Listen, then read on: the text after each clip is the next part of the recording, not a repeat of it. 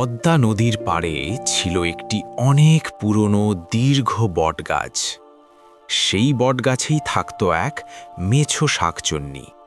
সে খুব মাছ খেতে ভালোবাসত। যে লোক মাছ নিয়ে ওই বটগাছের নিচ দিয়ে যেত তার মাছ খেয়ে নিত, আর অনেকের ঘাড়ও মটকে দিত। পাশের গ্রামে থাকত এক জেলে, তার নাম কানাই জেলে। একদিন সে তার ছোট্ট ডিঙি নৌকা নিয়ে নদীতে মাছ ধরতে গেল। নদীতে জাল ফেলার পর কানাই জেলে অনেক ইলিশ মাছ পেল।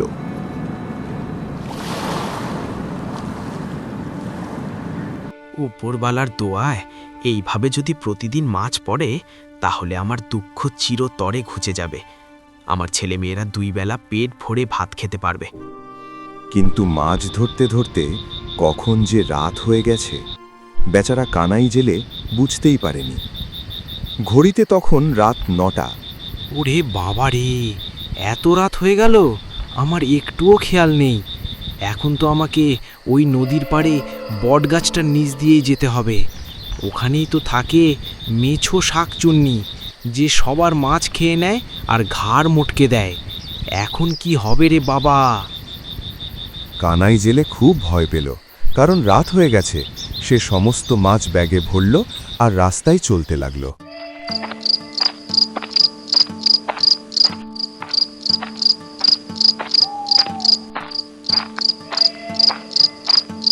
হাঁটতে হাঁটতে সে যখন সেই বটগাছটার নিচে এলো, তখন শাকচুন্নি লক্ষ্য করল একজন লোক এই দিকে আসছে। বাতাসে শুঁকে সে মাছের গন্ধ পেল।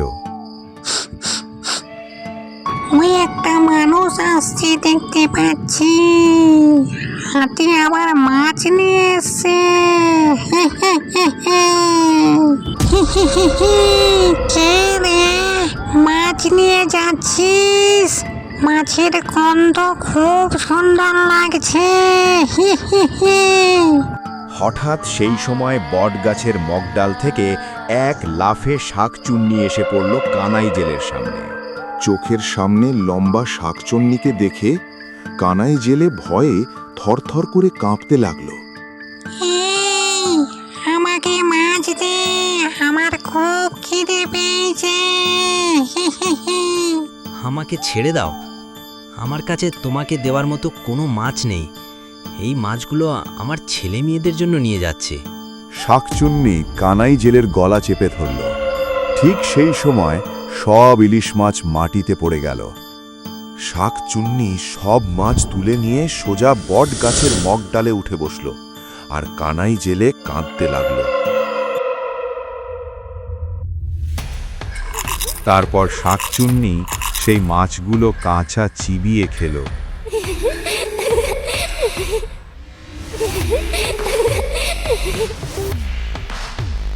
কানাই জেলে কাঁদতে কাঁদতে মেছো শাকচুন্নিকে জব্দ করার একটা ফন্দি আঁটল। মাছ খাবি তুই? কাল তোকে মাছ খাওয়াচ্ছি। জন্মের মতো মাছ খাওয়া ভুলে যাবি। কাল তোর একদিন কি আমার একদিন।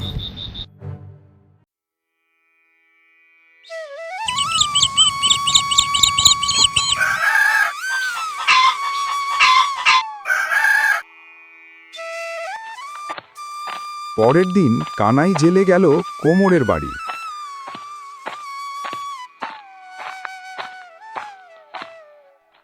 কুমোর ভাই, বাড়িতে আছো? আছি গো। আমার একটা কাজ করে দিতে হবে। কি কাজ? একটা একটা বড় মাছ মাটি দিয়ে বানিয়ে দাও, আর সেটাকে আগুনে পুড়িয়ে শক্ত করে দিও। 1 দিনের মধ্যেই আমার তৈরি হওয়া চাই কিন্তু। আচ্ছা ভাই, কাল তৈরি হয়ে যাবে। কাল বিকেলের মধ্যেই তুমি মাছটা নিয়ে যেও।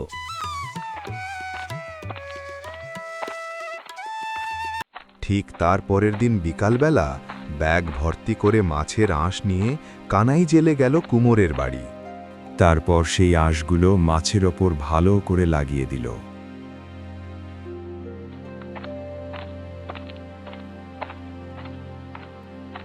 তারপর মাছটিকে ব্যাগে ভরে কানাই জেলে নদীর পাড়ের রাস্তা ধরে হেঁটে চলল। নদীর ধারে যেতেই দূর থেকে মেছো শাকচুন্নি তাকে দেখতে পেল। মস্ত বড় মাছ নিয়ে একটা লোক এই দিকেই আসছে। ওই আবার একটা মানুষ আসছে। জেলে বটগাছের কাছাকাছি আসতেই মেছো শাকচুন্নি তার কাছে লাফিয়ে পড়ল। ও হি হি হি হি হি হি। দে মাছটা দে, খুব খিদে পেয়েছে, দে। ওরে বাবা রে, পালা পালা।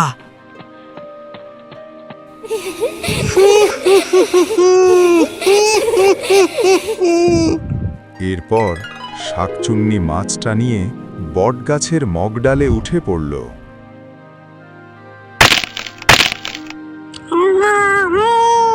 উনি বাবারে, আমাকে মেছো জেলে ঢুকানো এমন করে।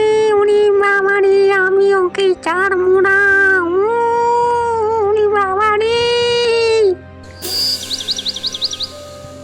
এরপর বেশ কয়েকটা দিন কেটে গেল। তারপর এক রাতে কানাই জেলে পাশের গ্রামের এক আত্মীয় বাড়ি থেকে ফিরছিল। ফিরতে ফিরতে তার রাত হয়ে গিয়েছিল।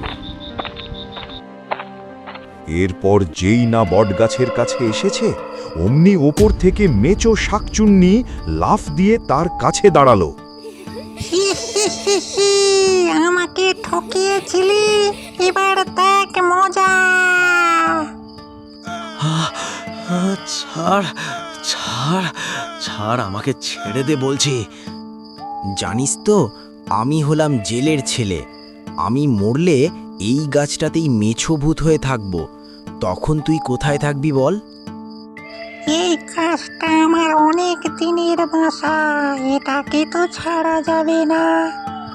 তুই আমাকে মাটির মাছ দিয়ে ঠকিয়েছিলি কেন?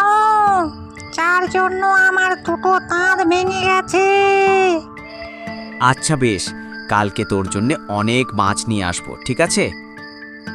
ঠিক বলছিস তো, না হলে কিন্তু আমি তোর সব কটা দাঁত ভাঙবো। যা, কাল তাড়াতাড়ি আসবি। এরপর মেছু শাকচুন্নির কাছ থেকে ছাড়া পেয়ে কানাই জেলে ছুটে পালিয়ে গেল।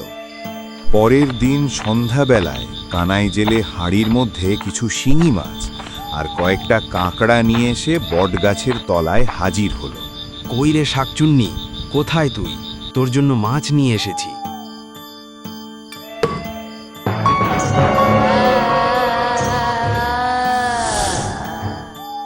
এই বলে মেছো শাকচুন্নি হাঁড়ির ভেতরে হাত ঢুকিয়ে দিল আর শিং মাছে মারল কাটা।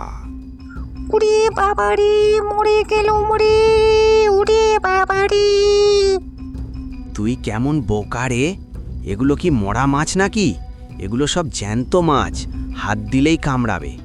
আগে হাঁড়ির ভেতরে ঢোক, মাছগুলো মার, তারপর না হয় খাবি। তা আগে বলবি তো। এই কথা শুনে শাকচুন্নি ছোট হয়ে হাঁড়ির ভেতরে ঢুকে পড়ল।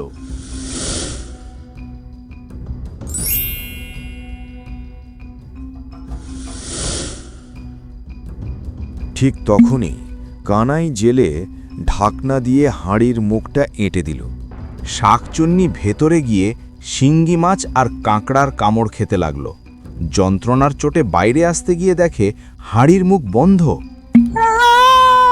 ও জেলে, আমি আর মাছ খাবো না। এই আমি কান মুলছি, নাক মুলছি, আর মাছ খাবো না। তুই আমাকে ছেড়ে দে।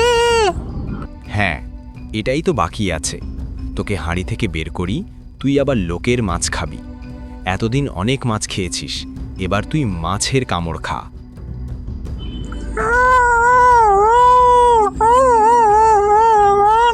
জেলে ভাই, আমাকে ছেড়ে দে।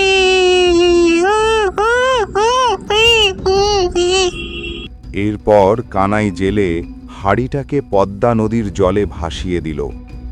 হাঁড়ির ভেতরে শাকচুন্নি শিঙি মাছ আর কাঁকড়ার কামড় খেতে খেতে ভেসে চলল।